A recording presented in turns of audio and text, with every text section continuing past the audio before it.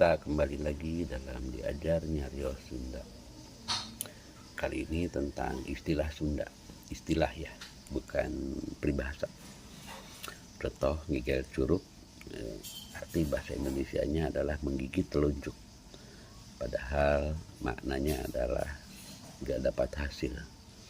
Terus yang kedua, gagarote ate, dalam bahasa Indonesianya berarti menggaruk tapi tidak gatal. Itu maknanya kesel tapi tidak bisa berbuat apa-apa. Terus ada lagi heureun kuleta, sempit oleh lidah. Itu maknanya sungkan untuk bicara. Berikutnya adalah heureut lengkah.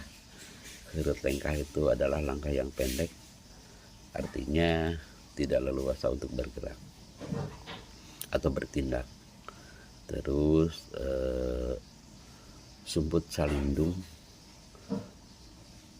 secara arti adalah sembunyi dan berlindung, maknanya merahasiakan sesuatu. Terus dedeg sampai rupa hade, badan tinggi, muka baik, maknanya adalah laki-laki yang ideal dan tampan. Juga wing lah meren. Nah, yang terakhir itu kalau kita balik dari Indonesia ke Sunda, dekat truk hitam. Itu kalau dalam satu kata, kamu dekat truk hitam, maka dalam bahasa Sundanya maneh caket truk hideung.